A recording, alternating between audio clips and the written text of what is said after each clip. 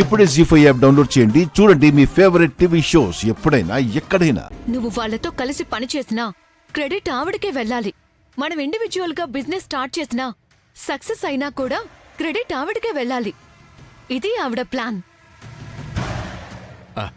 ఎవరైతే కష్టపడ్డారో ఫలితం కూడా వాళ్ళకే దక్కాలన్నది నా పాలసీ అయ్యా. నీ తెలివితేటల మీద, నీ సమర్థత మీద నాకు పూర్తి నమ్మకం ఉంది కాబట్టి నువ్వు ఎంత అడిగినా పెట్టుబడి పెట్టడానికి నేను సిద్ధంగా ఉన్నాను.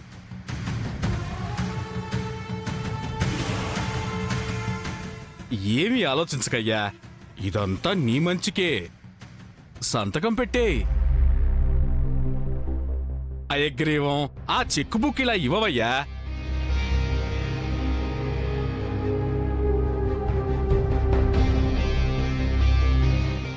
తీసుకోవయ్యా, సంతకం పెట్టు.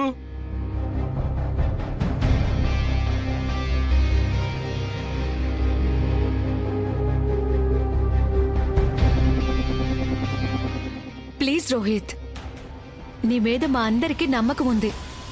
నువ్వే నమ్మకపోతే ఎలా? లైఫ్లో ఎదగాలంటే రిస్క్ తీసుకోవాల్సిందే. ఇంకేం ఆలోచించుకు రోహిత్, సైన్ చెయ్యి. పెట్టవయ్యా.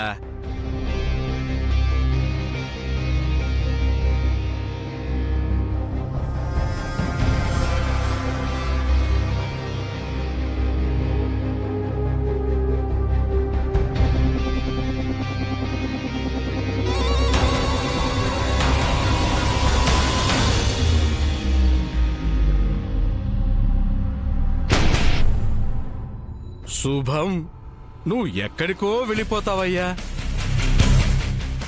నా హ్యాండు లక్కీ హ్యాండు. పదవయ్యా ఐగ్రీవం, పదా.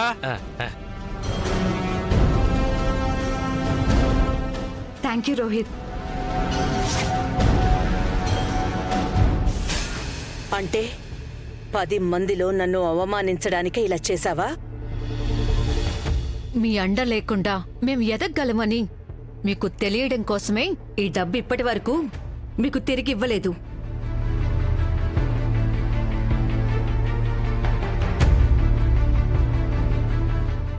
వీటితో మాకు అవసరం లేదు.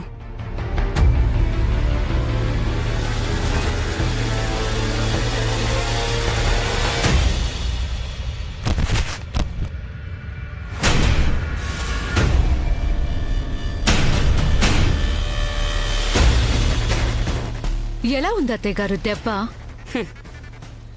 ఫూలిష్గా ఉంది. నిన్ను మా ఇంటి పెద్ద కోడలుగా మా అక్క ఎప్పుడూ ఒప్పుకోకపోతే తను తప్పు చేస్తుంది అనుకున్నాను.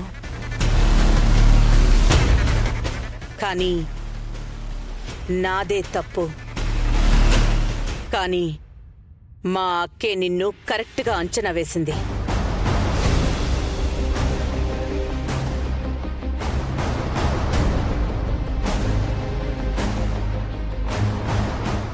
మెట్టినింటి పరువు నిలబెట్టేది కోడలు. నీ వల్ల అది కాదు అని రుజువైపోయింది. ఈ ఉమ్మడి కుటుంబాన్ని ఒంటి చేత్తో నడిపిస్తూ అందరినీ తల్లిలాగా ఆదరించే ఉత్తమురాలైన అమ్మాయిని నా కొడుక్కి భార్యగా తీసుకొస్తాను.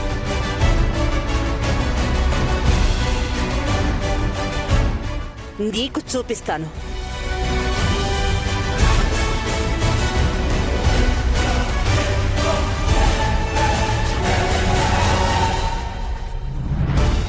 చూద్దాం.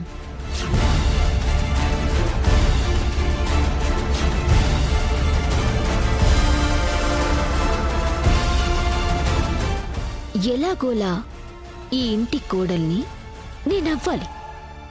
ఎలాగైనా అక్కను ఈ ఇంటికి కోడల్ని చెయ్యాలి. వాళ్ళేదో ఆవేశంలో అలా మాట్లాడుతుంటే మీరు కూడా అలా మాట్లాడతారేంటి? ఆవేశం అంటావేందే? కంటికి కనిపించట్లేదా ఈ చిత్తు కాగితాలు? ప్రీతి చేసింది తప్పే కాదనట్లేదు. కానీ ఈ విషయం ఖచ్చితంగా రోహిత్కి తెలిసుండదు.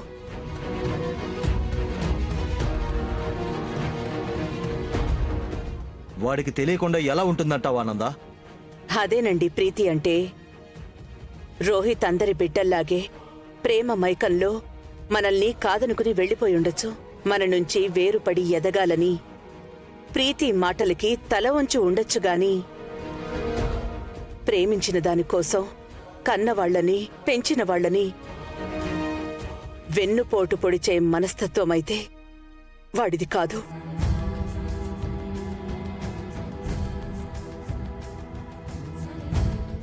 చిన్నప్పట్నుంచి వాణ్ణి పెంచిన తల్లిగా నాకింకా ఆ నమ్మకం చచ్చిపోలేదు.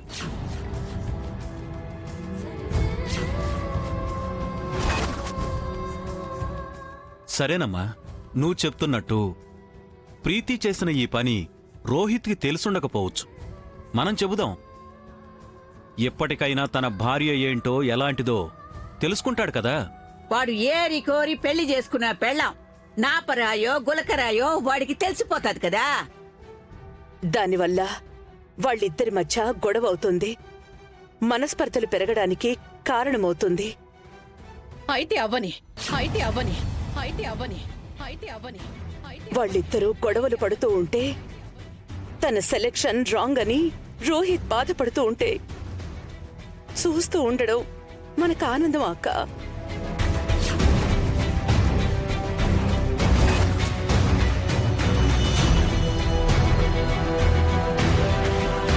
మనల్ని కాదు అనుకుని పెళ్లి చేసుకున్నాడు కాబట్టి, వాడి భార్య తప్పు చేసింది కాబట్టి ఈ వంక పెట్టుకుని వాడి మీద కక్ష కట్టేద్దామా?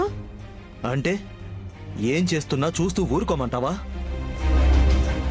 ఏమ్మా, ఆనాడు ప్రీతిని ప్రేమించానని చెప్పి పోలీస్ స్టేషన్లో పంచాయతీ పెట్టినప్పుడు కానీ, శుభమా అని మనవరాలికి ఓణి ఫంక్షన్ చేసుకుంటుంటే వచ్చి ఆస్తిలో వాటా కావాలని గొడవ పడినప్పుడు గాని, అప్పుడు ప్రీతినేమన్నా అంటే వాడు బాధపడతాడు అని అందరినీ ఆపేస్తూ వచ్చావు. ఏ వాడికేనమ్మా బాధ? నిన్ను అవమానిస్తుంటే నా తమ్ముడికి బాధ ఉండదా? ఈ కుటుంబానికి బాధ ఉండదా? చెప్పమ్మా.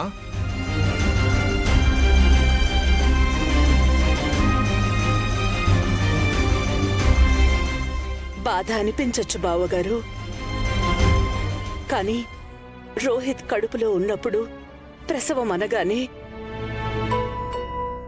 కడుపులో బిడ్డ అడ్డం తిరిగాడు అన్నప్పుడు నా అక్క పడిన పురిటి నొప్పుల కంటే వాడి భార్య కారణంగా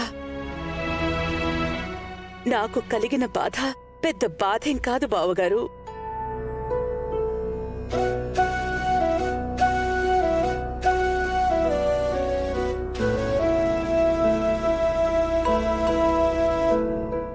మీ అందరికీ చేతులెత్తి నమస్కారం చేస్తున్నాను.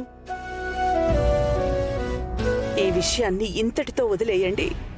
ఎక్కడా ఎవరి దగ్గర ప్రస్తావించడానికి కూడా వీల్లేదు. జీ5 యాప్ డౌన్లోడ్ చేసి అన్ని ఎపిసోడ్స్ పూర్తి ఉచితంగా చూడండి.